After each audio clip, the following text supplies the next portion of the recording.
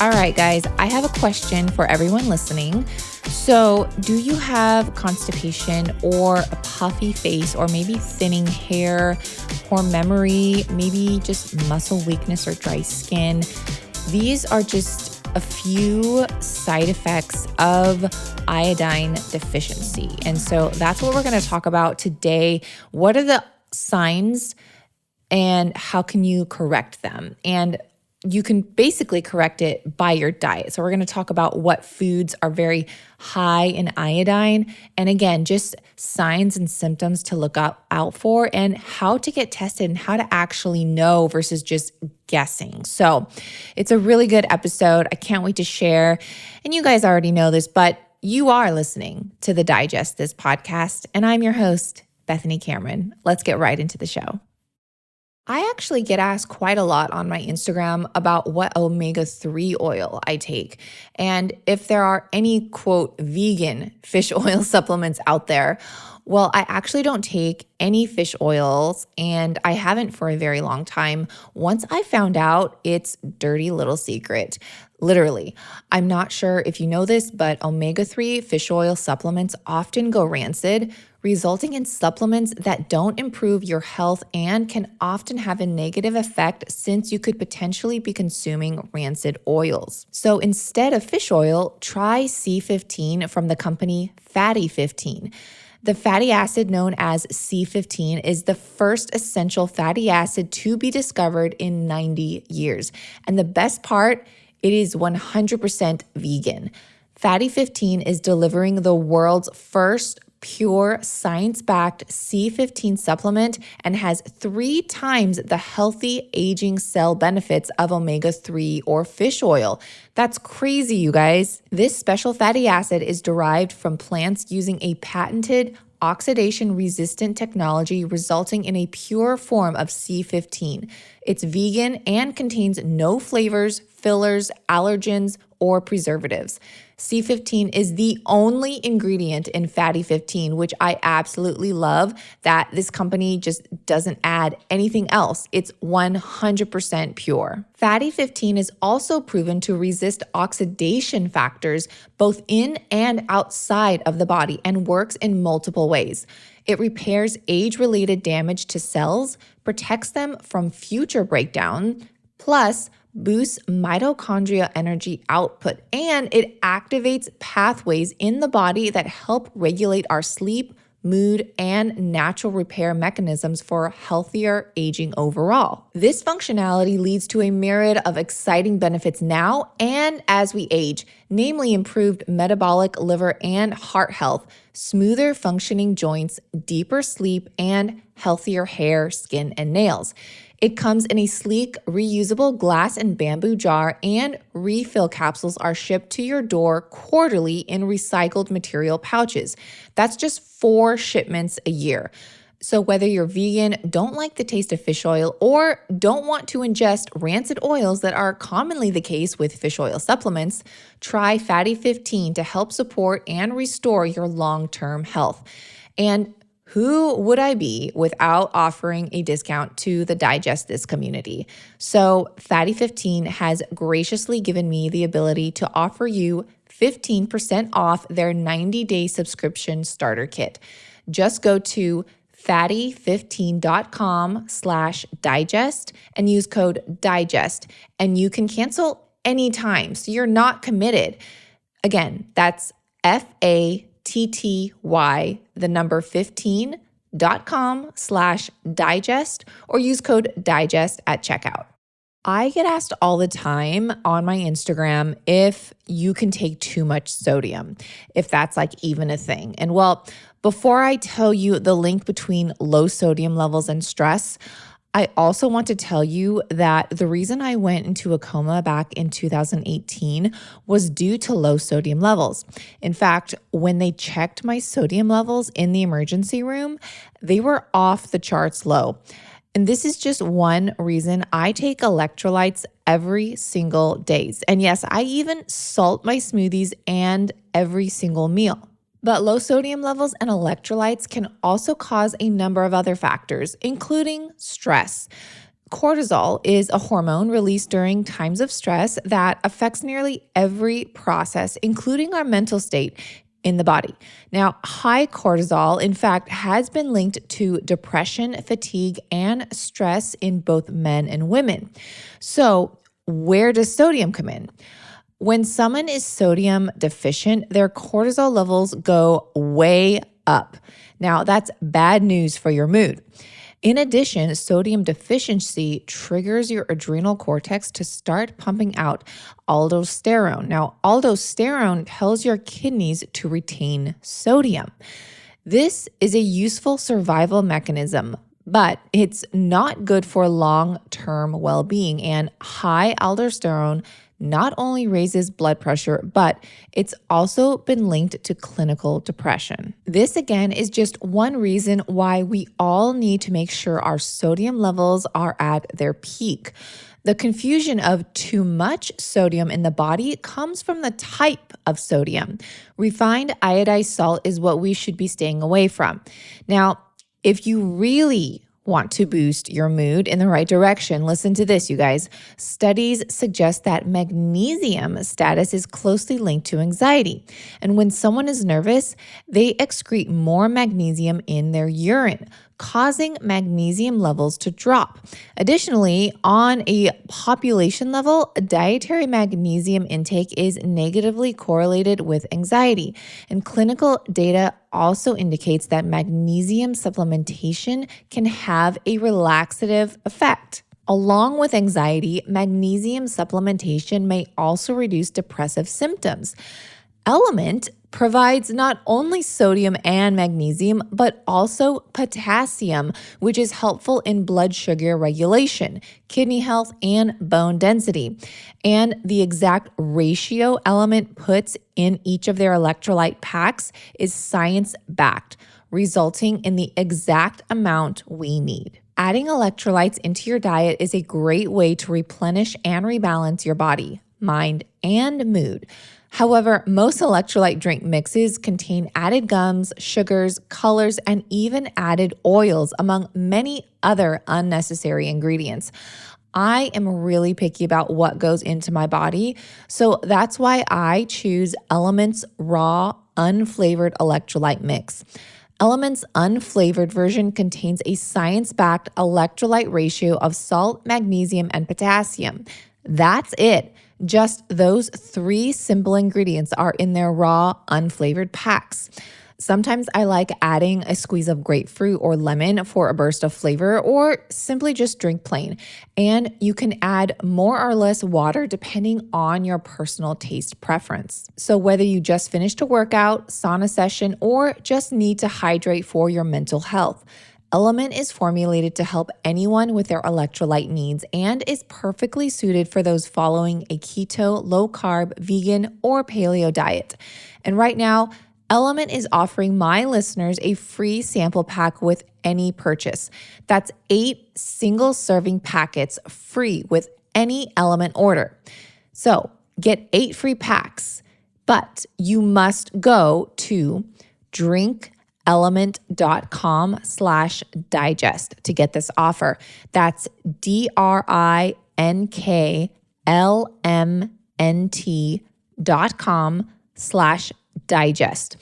Element also has a no questions asked refund policy. So if you try it and you just don't like it, it's not for you, you don't have to buy it. You can get your money back risk-free, and you don't even have to send back the packs. You can just give them to a friend or family member or neighbor and then be on your way. So you really have nothing to lose.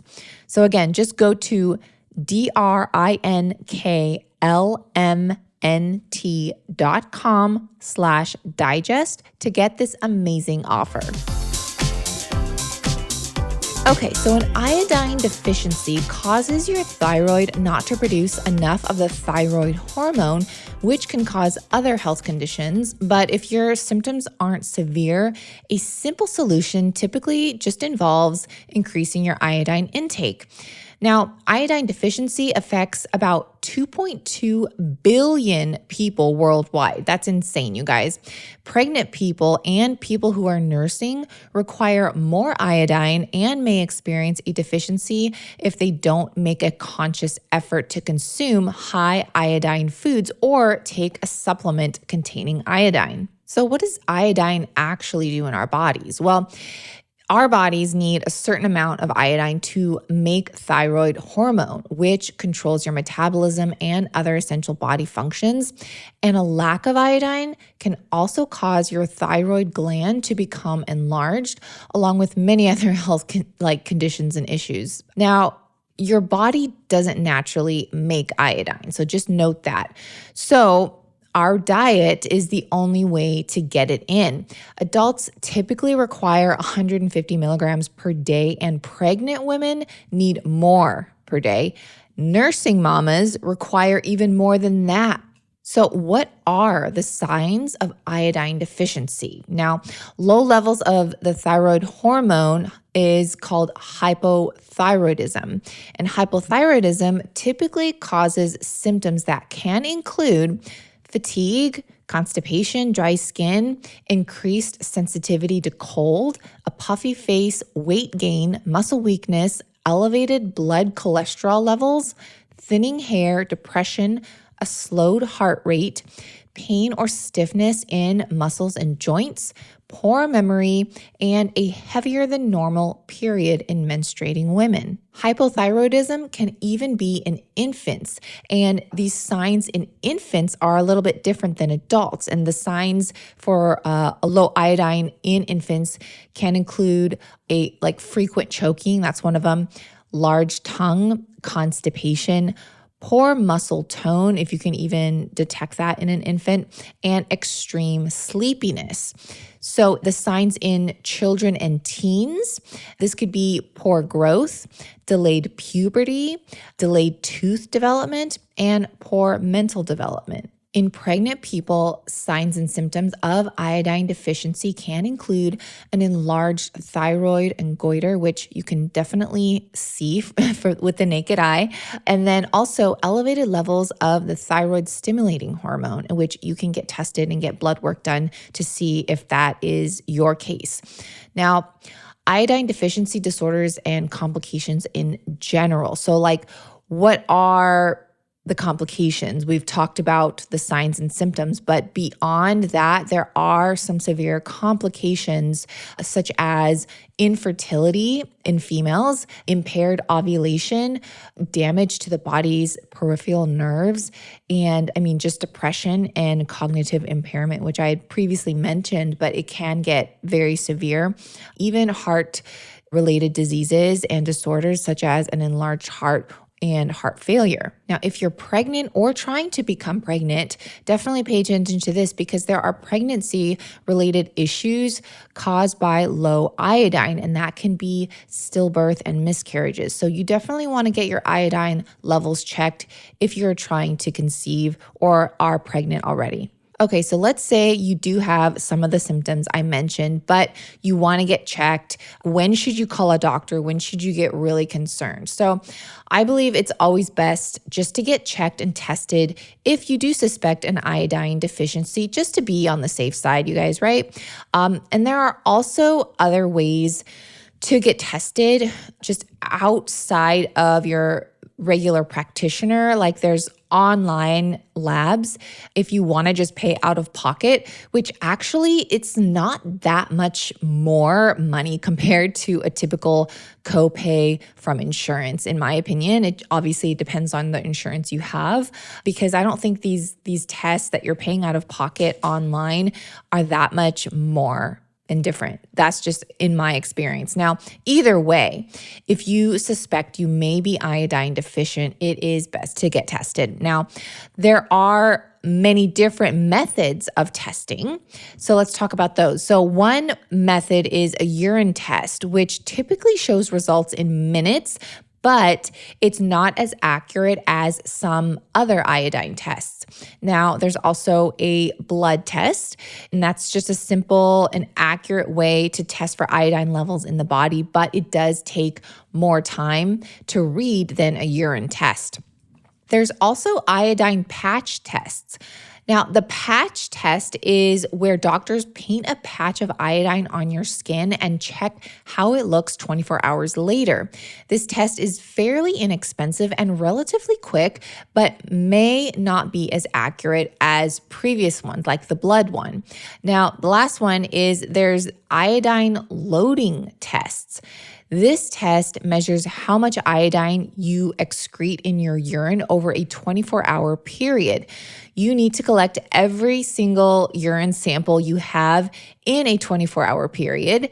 It can be more accurate than other tests, but it can also be a little bit inconvenient as you have to collect every single time you pee. And if you are working or traveling, it could get tricky. So you just have to time it right. So treatment for low iodine typically involves increasing your iodine intake, which can be relatively a simple fix, but it may also take time. So just note that.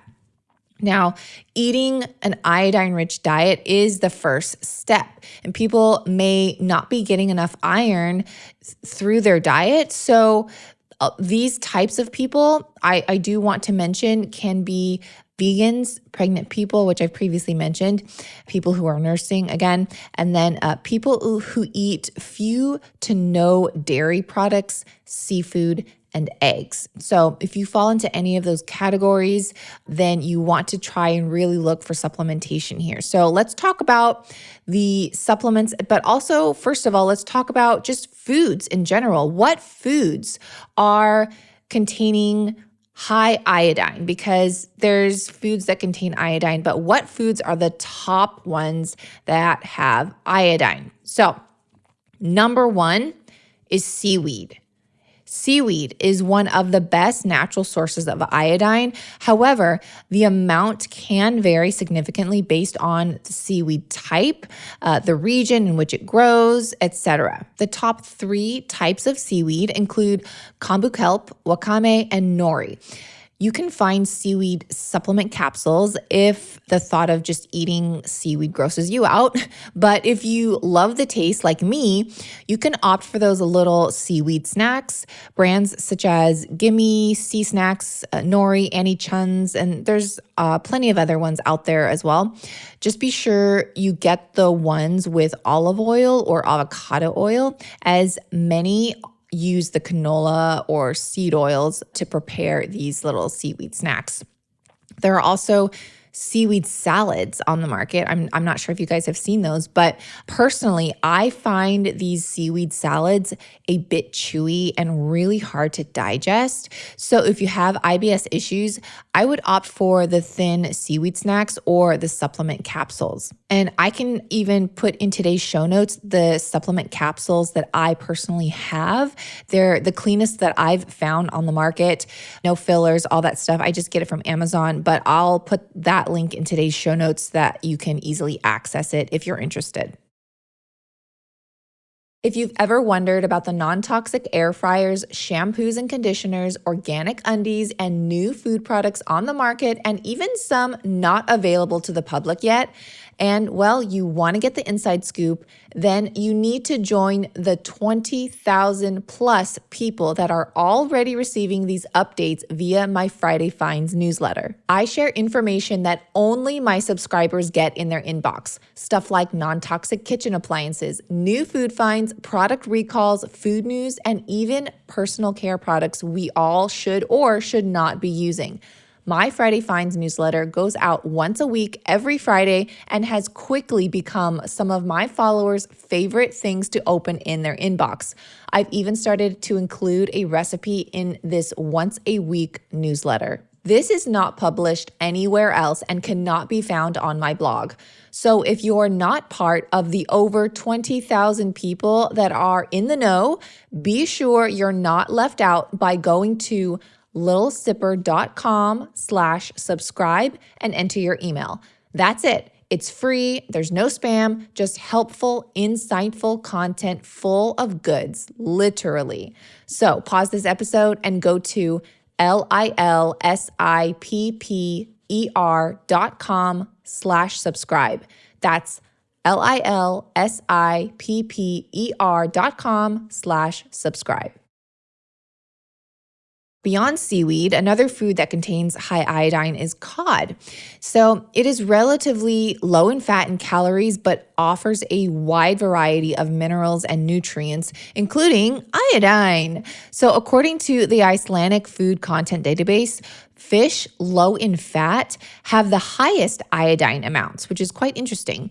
So for instance, 3 ounces, which is about 85 grams of cod, has approximately 42 to 66% of the daily recommended amount. The amount of iodine in cod can vary slightly depending on whether the fish was farm raised or wild caught, as well as the region the fish was caught in.